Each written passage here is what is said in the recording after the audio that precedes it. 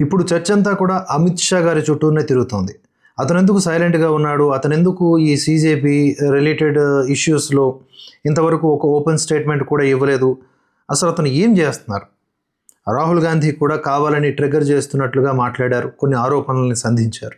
Parliament సాక్షిగా ఆయన అన్న మాటలు ఏంటి అంటే, కాల్పులకు ఆదేశాలు జారీ చేశారు, కాల్పులు జరిపారు విద్యార్థుల మీద అని. కాల్పులే జరగనప్పుడు ఆదేశాలు ఎలా వస్తాయి?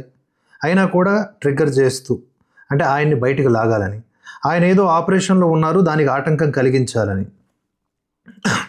అక్కడితో ఆగకుండా సదరు ఖర్గే గారు కూడా ఏం మాట్లాడారు అంటే, అమిత్ షా గారు ఏదో రూమ్లో ఉంటూ ఈ నా మాటలు వింటారని ఆశిస్తూ, నేనేం చెప్తున్నానంటే తప్పకుండా ఆయన ఏ రూమ్లో ఉన్నాడో ఆ రూమ్లోంచి ఈడ్చుకుని వస్తాం, బయటకు ఈడ్చుకుని వస్తాం అనేలాగా చాలా ఘాటైన పదజాలంతోనే విమర్శ చేశారు. అమిత్ షా గారి చుట్టూ ఏం జరుగుతోంది, అసలు అమిత్ షా గారు ఏం చేస్తున్నారు అనే కథనానికి సంబంధించిన ఒక చిన్న సమాచారం ఒకసారి చూద్దాం. ఢిల్లీ రాజకీయాల్లో అసలు కథ వేరే ఉందా? అమిత్ షా టార్గెట్గా తెర వెనుక జరుగుతున్న అసలు గేమ్ ఏంటి అనేది ఇప్పుడు జయసింహ గారి సంపాదకీయంలో భాగంగా చూద్దాం. ముగిసిన నక్సల్స్ శకం, తెరుచుకున్న కొత్త ఫైల్. దేశ రాజకీయాల్లో దశాబ్దాలుగా ఒక పెద్ద శక్తిగా ఉన్న రెడ్ కారిడార్కు మార్చి 31, 2026 నాటికి కేంద్ర హోంమంత్రి అమిత్ షా పూర్తి స్థాయిలో తెరదించారు. 2014లో దేశవ్యాప్తంగా 126 జిల్లాలకు విస్తరించిన నక్సలిజం సరిగ్గా మార్చి నాటికి కేవలం 2 జిల్లాలకు పరిమితమైంది. దీంతో దశాబ్దాలుగా ఈ హింసాత్మక రాజకీయాలపై ఆధారపడి నడుస్తున్న కోట్లాది రూపాయల ఎకానమీ ఒక్కసారిగా కుప్పకూలింది. మారిన టార్గెట్, మొదలైన డ్రగ్స్పై ఉక్కుపాదం. నక్సల్స్ ఏరివేత ముగిసిన తరుణంలోనే జనవరి 9, 2026న కేంద్ర హోంమంత్రిత్వ శాఖ డ్రగ్స్పై 3 ఏళ్ల సుదీర్ఘ యుద్ధానికి తెరలేపింది. జూన్ 26, 2026 నాటికి దీనికి సంబంధించిన స్పష్టమైన విధి విధానాలు అధికారికంగా రికార్డయ్యాయి. కేవలం చిల్లర వ్యాపారులు కాదు, తయారీదారులు, రవాణాదారులు, ఫైనాన్సర్లు, కింగ్ పిన్లతో పాటుగా వారికి అండగా నిలుస్తున్న రాజకీయ అండదండలను సైతం ఏరి పారేయాలని అన్ని భద్రతా ఏజెన్సీలకు స్పష్టమైన ఆదేశాలు వెళ్ళాయి. పంజాబ్ కేంద్రంగా కోట్లాది రూపాయల నల్లధన సామ్రాజ్యం. సరిహద్దు రాష్ట్రమైన ఈ పంజాబ్ కేంద్రంగా నడుస్తున్న డ్రగ్స్ నెట్వర్క్ ఇప్పుడు దేశంలోనే అతిపెద్ద సవాలుగా మారింది. ఆఫ్ఘనిస్తాన్లో ఉత్పత్తి నిలిచిపోయినా పాకిస్తాన్ మీదుగా సాగుతున్న గోల్డెన్ క్రెసెంట్ రవాణా మార్గాలు మాత్రం ఆగలేదు. డ్రోన్లు, కొరియర్లు, కార్గోల ద్వారా రాష్ట్రంలోకి డ్రగ్స్ ప్రవేశిస్తుండగా హవాలా, క్రిప్టోకరెన్సీ, బినామీ ఆస్తుల రూపంలో వేల కోట్ల రూపాయలు మారుతున్నాయి. అంతేకాకుండా భారీ స్థాయిలో డ్రగ్స్ ఎకానమీ అంచనాలు వస్తున్నాయి. పంజాబ్లో స్థానిక వినియోగం సుమారుగా 18,000 కోట్ల రూపాయలంట. రవాణా మరియు అంతర్రాష్ట్ర పంపిణీ చూసుకుంటే సుమారుగా 30,000 కోట్ల రూపాయలు.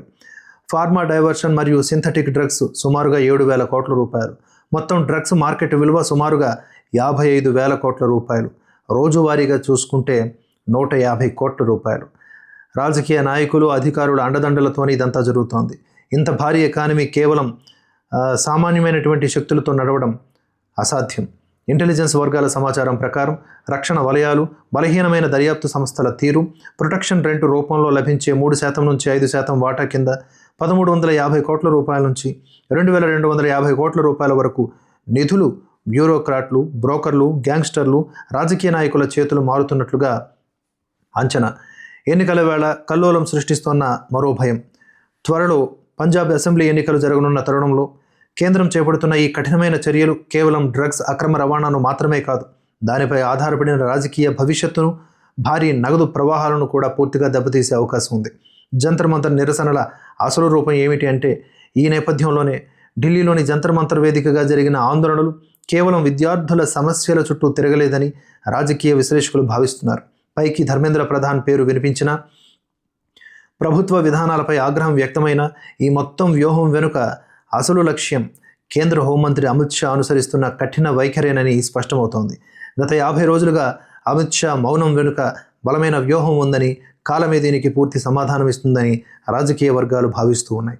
దీంతో పాటుగా FCRA 2.0 కానీ, అలాగే ఇప్పుడు ఢిల్లీలో తేలినటువంటి బొద్దింకలు సుమారుగా 2,800 మంది, ఇలా ఇంకా ఎన్ని వేల మంది యాంటీ నేషనల్స్ కానీ, పార్టీకి అమ్ముడుపోయే గూండాలు కానీ, విచ్ఛిన్నకర శక్తులు కానీ ప్రజా జీవితంలో, ప్రజా బాహుళ్యంలో తిరుగుతున్నాయి. వాటిని కూడా ఒక అంచనా వేసి పూర్తి స్థాయి టెక్నాలజీని వాడి ఇంటి దొంగల్ని కూడా కట్టడి చేసేటటువంటి వ్యూహ రచనలు చేస్తున్నట్లుగా అమిత్ షా గారు అందుకే ఆ పనిలో నిమగ్నమైనట్లుగా తెలుస్తోంది. అందుకనే ఆయన్ని బయటికి లాగాలి, ఎలాగైనా సరే ఇబ్బంది పెట్టాలి అని ట్రిగర్ చేస్తూ ఉన్నారు. అంటే ఆయన సభకి రావడం, పార్లమెంట్కి రావడం కంటే కూడా ఇంకా ఇంపార్టెంట్ పనిలో ఉన్నారు అనేది ఇక్కడ తేటతెల్లమవుతోంది. అదేంటి అనేది తెలియాలంటే ఇంకొంతకాలం ఆగాలి. వీళ్ళందరి యొక్క బాధ, ఆవేదన, అసహనం చూస్తూ ఉంటే దేశానికి మేలు చేసే పనిలోనే ఆయన ఉన్నారని స్పష్టమవుతోంది.